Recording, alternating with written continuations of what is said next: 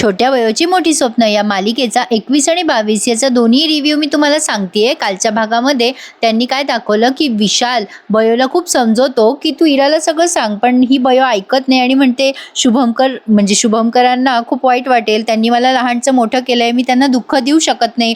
त्यामुळे हा विशाल आता संतापलाय आणि तो ठरवतो की आता इरावरती प्रेमाचं नाटक करायचं आणि तेही बयोला डिवचण्यासाठी आणि बयोला त्रास देण्यासाठी तो इराशी आता जवळीक साधायचा प्रयत्न करतोय। तो आता बयोला म्हणत असतो, कसं वाटतंय तुला, आता मी इराच्या जवळ जातोय तर अजून अजून जवळ जाऊ का तिच्या, नाही सांग, नेक्स्ट टाइम तुझ्या समोर आता मी बरंच काही करून दाखवणार आहे तुला, बघूत ना तुला कसं वाटतं ते। पण आता सरस्वती हे सगळं मी तुझ्यासाठी करणार आहे।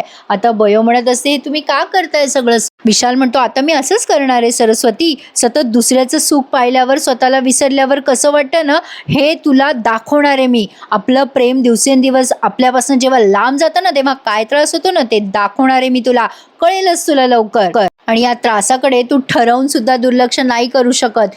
ही तर फक्त सुरुवात झाली आहे सरस्वती, वणवात तू पेटवलायस आणि आता त्यात तू जळायला तयार राहा। आता तो पुढे काही बोलणार तेवढ्या तिथे गौतमी येते या दोघांच्या मध्ये। आता विशाल लगेच विषय बदलतो आणि म्हणतो, ते चार्जर आहे माझ्या बॅगेमध्ये, ते नीट ठेवून दे, आलोच मी, असं म्हणून आता तो त्याच्या वर चालला जातो आणि ही बयो गाडीमध्ये त्याची बॅग ठेवायला जाते। तो त्याच्या घरी जायला निघालाय, पण आता गौतमीला आली आहे शंका या दोघांच्या नात्यावर, जी तिला पहिल्यापासूनच आहे। असो तर आता बयो मात्र त्या विशालची बॅग ठेवायला गाडीजवळ जाते तेव्हा रवळनाथाला नमस्कार करून म्हणते, रवळनाथा, या संकटातून मला मार्ग दाखव। त्यावर तिला तिचंच मन दिसतंय, म्हणजे तिला बयो दिसते आणि आता ती बयो तिला म्हणते की संकट, कुठलं संकट, अगं तू उद्ध्वस्त होणार आहेस तुझ्या या निर्णयामुळे, तुझ्या या निर्णयाचे परिणाम तुला कळत नाहीत का, काय होणार आहे ते। अगं इराला जेव्हा सत्य कळेल तेव्हा तिला धक्का बसेल आणि वेडी होईल ती। पण बयो म्हणत असते, नाही नाही, असं काही होणार नाही, सगळं नीट होईल, वेळ गेल्यावर सगळं छान होईल, नीटच होणार आहे सगळं। पण आता ही तिची बयो म्हणजे ते मन तिला सांगते की बयो, अगं असं कधीच होत नसतं, अगं जसं आपल्याला पाहिजे ना ते कधीच होत नाही। इराला तू खूप अपेक्षा वाढवत चालली आहेस इराच्या, तुझा हेतू चांगला असला ना तरी होणारे परिणाम खूप वाईट असणार आहे। खरंच आहे प्रेक्षकांनो, इराच्या अपेक्षा खूप वाढवतीये बयो। आता तिचं मन तिला सांगत असतं की अजूनही वेळ गेलेली नाहीये, सगळं सत्य सांगून टाक इराला, हे बघ वेळ जर हातातून निघून गेली ना तर खूप अवघड होऊन बसेल। पण आता हे सगळं बयो काही मानायला तयार नाहीये, तिला असं वाटतंय की आपण हे सगळं लपवून ठेवू, काही झालं तरी इराला काही कळणार नाही। पण एक प्रकारची इराशी सुद्धा ही फसवणूकच आहे ना प्रेक्षकांनो। आता तिला तिचं मन दिसत नाही, मग ती थोडी सैरभैर होते। आता एक गौतमी संतापते ना बयोवर, ती म्हणते, काय ग काय चाललंय काय ग तुझ्या मनात, एकीकडे इराचं आणि विशालचं जुळवून देतेस आणि दुसरीकडे त्याच्याशी लपून छपून बोलतेस, काय चाललंय तुझ्या मनात। बयो म्हणते, नाही इराच्या आई, काहीही नाहीये। पण आता गौतमी चिडते आणि तिचा गाल धरते आणि म्हणते, तुझी दुश्मनी माझ्याशी आहे ना, मग माझ्या मुलांना कशाला ओढते या सगळ्यात, माझ्या इराच्या भविष्याशी का खेळतेस तू। बयो तिचा हात झटकत म्हणते, इराच्या आई, काय बोलताय तुम्ही, हे सगळं तुमचा गैरसमज होतोय काहीतरी। आता ही गौतमी म्हणते, गैरसमज इराचा होतोय ग तुझ्याबद्दल, तुला मी चांगलं ओळखते, तू कशी असते मला माहिती आहे। इरा आणि विशालच्या जुळवून देण्याच्या निमित्ताने तू मुद्दाम इराला माझ्यापासून दूर करतेस, तुझ्या आईला मी तुझ्यापासून दूर केलं त्याचा बदला घेतेस का ग माझ्याशी। बात, आता पकडलं गौतमीला बयोने। आता बयो म्हणते, म्हणजे तुम्ही मान्य करता ना की माझी आई तुमच्यामुळे दूर झाली आहे माझ्यापासून, हो ना। गौतमी आता घाबरतच म्हणते, हे बघ मी असं काहीही म्हटलेलं नाहीये। बयो म्हणते, पण माझ्या त्याच आईने ना मला खूप चांगले संस्कार दिलेले, अशी तुमच्यासारखी बदल्याची भावना ठेवून मनात मी जगत नाही, तुमच्यासारखी शिकवण मला दिलेली नाहीये माझ्या आईने। आता गौतमी म्हणते, अगं तू पाठीत खंजीर खुपसणारी मुलगी आहे, माझ्या इराच्या आयुष्याशी खेळतेस काय, अगं तुझं आणि विशालचं नातं लपवण्यासाठी तू इराचा वापर करून घेतेस काय। आता बयो म्हणते, मी नाही, तुम्ही इराचा वापर करता पदोपदी स्वतःच्या स्वार्थासाठी। आता ही चिडते खूप गौतमी आणि आता बयोला मारणार असते, तेवढ्यात इरा तिथे येते आणि बयोला डिफेंड करते। आता मात्र खूप छान दाखवलंय त्यांनी प्रेक्षकांनो, इरा खूप चिडली आता इरा म्हणते, आज तू बयोवर जे काही हात उगारलायस ना मम्मा, आता मात्र तू हा शेवटचा हात उगारलायस, लक्षात ठेव। आता तू बयोला जरी बोललीस तरी मी विसरून जाईल की तू माझी मम्मा आहेस। गौतमी तिला म्हणत असते की अगं इरा, मी तुझ्या भल्याचा विचार करतीये. बयो तर आता इराकडे बघतच राहते. ती स्तब्धच होऊन जाते की इरा एवढी बाजू घेते आपली. आता इरा म्हणत असते, माझं भलं मला कळतं, तू ताबडतोब जा इथून. आता गौतमी म्हणत असते, अरे ऐकून तरी घे ना बाई माझं. पण नाही, इरा तिला हकलावून लावते. जा म्हणलं ना तुला मम्मा. आता गौतमी या बयोला खुन्नस देते आणि निघून जाते तिथून. बघितलं ना प्रेक्षकांनो, ॲक्च्युली इरा खूप चांगली आहे, पण ठीक आहे, इराचा सुद्धा स्वार्थ आहे हे सगळं करण्याच्या मागे. कारण बयोचा तिला बराच उपयोग होतो ना विशालचं म्हणजे सगळं करण्यासाठी वगैरे. आता बघा ती काय बोलते त्या बयोला. आता गौतमी निघून जाते तेव्हा इरा म्हणते, काय झालं ग, मम्माने तुझ्यावर का हात उगारला? त्यावर बयो म्हणते, अगं काही नाही, असंच शब्दाला शब्द वाढले. आणि तर आता इरा म्हणते, बरं बरं ठीक आहे, मम्माला काय चिडायला निमित्तच हवं असतं तुझ्यावर, जाऊ दे, दे सोडून. बरं तू माझ्यासोबत सकाळी विशालच्या घरी येशील का? अगं त्याचं घर जरा नीट लावून देऊ आपण आणि त्या किचनमधल्या काही गोष्टी असतात ना त्या व्यवस्थित सेट करूयात. मला त्यातलं काही कळत नाही ना बयो, आणि आपण विशालला नाश्ता घेऊन जाऊयात. तू चल हं माझ्यासोबत, मला हेल्प होईल तुझी. आता बयो तिला अशी, हो ठीक आहे मी येईल असं म्हणते. तर आता हा पुढचा जो सीन आहे ना प्रेक्षकांनो, त्या सीनमध्ये खरं तर मला ते जास्ती सांगावं असं वाटत नाही आहे, पण असो, मालिकेपुरतं आपण एन्जॉय करतोय असं विचारात घेऊन सांगते. तर आता हा जो दुष्यंत सरांचा मुलगा आहे अधिराज, तो म्हणतोय की हे बघा, तुम्ही म्हणजे पेशंटला या सगळ्या टेस्ट का करायला लावत नाहीत? तर आता शुभंकर म्हणतात, गरज नसताना कशाला टेस्ट करायला लावायच्या, आणि मला हे सगळं पटत नाही, हे माझ्या तत्वात बसत नाही. पण आता हा चिडतो आणि म्हणतो, तुम्हाला कळतं का काही? बाकीचे हॉस्पिटल असेच रेव्हेन्यू कमवतात आणि तुम्ही माझ्या हॉस्पिटलला आर्थिक नुकसान घडवताय. तुम्हाला समजत नाही का? तुमचे पगार कुठून येतील? यापुढे तुमचे तत्वबित्व तुमच्याकडेच ठेवायचे. मला माझ्या हॉस्पिटलमध्ये माझ्या पद्धतीनेच काम करायचं आहे, चला निघा इथून. असं म्हणून तो शुभंकरांचा अपमान करतो. आणि आता ते गेल्यानंतर विचार करतो, हा शुभंकर या बयोचा सावत्र बाप आणि ती बयो दोघांचा माज उतरवायलाच पाहिजे. असो, तर आता ही विशालच्या घरी पोहोचल्या आहेत या दोघी जणी सकाळी सकाळी. तर आता विशाल म्हणतो, तुम्ही दोघी इथे? आता इरा म्हणते, अरे तू काही खाल्लं नशील ना, जरा तुझी रूम सेट करायला आलोय, हे घे तुझ्यासाठी नाश्ता केलाय आम्ही. अगं बयो, तू जरा हे घर आवरून घेतेस का? आता या इराने लगेच बयोला कामाला लावलंय, म्हणजे गोड गोड बोलून सगळं कामही करून घेते इरा तिच्याकडून. हुशार आहे इरा. असो, तर आता बयो कामाला लागते तेव्हा हा विशाल म्हणतो, इरा ॲक्च्युली हे सगळं तू केलंयस का गं? पोहे आणलेले असतात तिने विशालसाठी. तर ही इरा म्हणते, नाही मी नाही केलं, पण मी शिकेल तुझ्यासाठी लवकरच. आता विशाल त्या बयोकडे बघून मुद्दाम डिवचतोय त्या बयोला आणि म्हणतो, इरा अगं फॉर अ चेंज तू खाऊ घाल ना मला तुझ्या हाताने. आता इरा म्हणते, काय सांगतोय सिरियसली? आणि आता एका क्षणाचाही विलंब न करता इरा पटकन त्याला घास खाऊ घालते आणि बयोचा जीव मात्र अगदी थोडा थोडा करतोय आता या विशालसाठी. आता विशालला फोन येतो हॉस्पिटलमधनं आणि तो म्हणतो, इरा चल निघावं लागेल आपल्याला, एक नवीन केस आली आहे. त्यांनी ना प्रेक्षकांनो, म्हणजे आता तुम्हाला कळतंय का, एक छान नवीन सदर सुरू केलंय.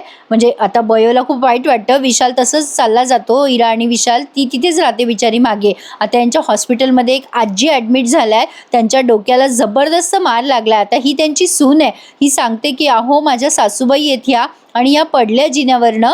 तर आता बयो म्हणते, अशा कशा पडल्या आजीबाई, खूप लागलं हो तुम्हाला, आणि कशा काय पडल्यात तुम्ही? आता बयो त्यांना काही प्रश्न विचारते तेव्हा आता तिची सून आहे ना त्या बाईची, ती त्या बाईला अशी रागाने दाखवतीये डोळे बिळे की सांगू नकोस म्हातारे असं म्हणतीये. म्हणजे आता ही जी सून आहे तिच्या सासूवर अत्याचार करते प्रेक्षकांनो. त्यांनी ना अशा एक एक केस ते आणतायत आणि त्या माध्यमातनं समाजामध्ये काय काय अशा घटना आहेत त्या सगळे ते दाखवत आहेत आपल्याला. ॲक्च्युली त्यांनी हे सगळं खूप बेस्ट दाखवत आहेत प्रेक्षकांनो ते, आणि बघायला खरंच अप्रतिम वाटतंय. आणि सोबत विशाल बयोची लव्ह स्टोरी, आहा खूप छान वाटतंय. या आजी एकही शब्द बोलत नसतात. बयो त्यांना खूप विचारायचा प्रयत्न करते, पण त्या आजी मात्र शांतच बसलेल्या असतात. आता विशाल त्यांना काही गोळ्या औषधं लिहून देतो, पण आता विशालही विचारतो, कशा पडलात तुम्ही, काय झालं? आता ती सूनच उत्तरं देत असते, अहो घरच्या पायऱ्यांवरूनच पडल्यात त्या निसटून, आधी एकदा पडल्या होत्या त्या, मी सांगत असते त्यांना काम नका करू, पण त्या ऐकतच नाहीत बघा.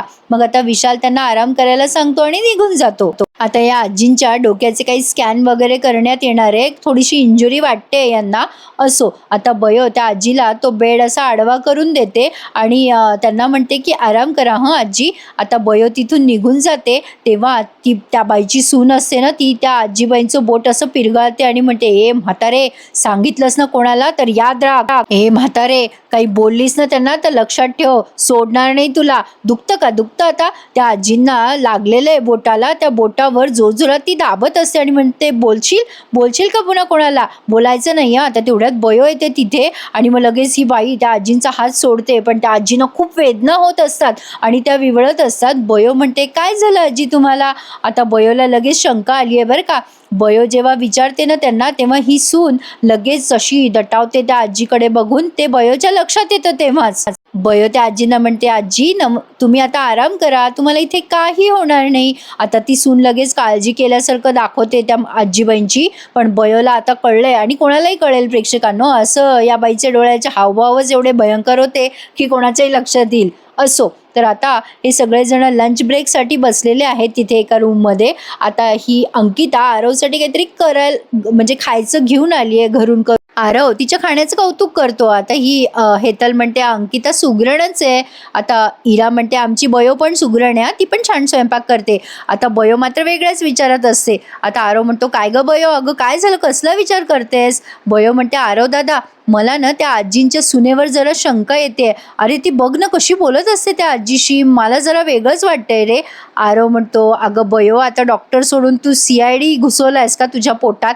जेव ना तू. आता इरा म्हणते, तू खूप ओव्हर थिंक करतेस बयो, तू नको टेन्शन घेऊ, सोड तो विषय. पण आता हा विशाल आलाय तिथे आणि आता विशाल इराला म्हणतो, इरा मी तुझ्यासाठी काहीतरी आणलंय. आता इरा खूप खुश होते आणि म्हणते, काय सांगतोयस विशाल, खरंच माझ्यासाठी काही आणलंयस तू? काय आणलंयस? आता ती स्वतःच म्हणते, मी डोळे मिटते आणि हात पुढे करते, मला दे तू काय आणलंयस. आता विशाल तिच्या हातावर टेकवतो त्या लिमलेटच्या गोळ्या, त्या ऑरेंज गोळ्या असतात ना, मला तर त्या पाहिल्या तोंडाला पाणी सुटलंय. कोणाकोणाला आवडतात लिमलेटच्या गोळ्या, मला कमेंट करून नक्की कळवा. आता विशाल म्हणतो, तुला आवडतात ना इरा या गोळ्या?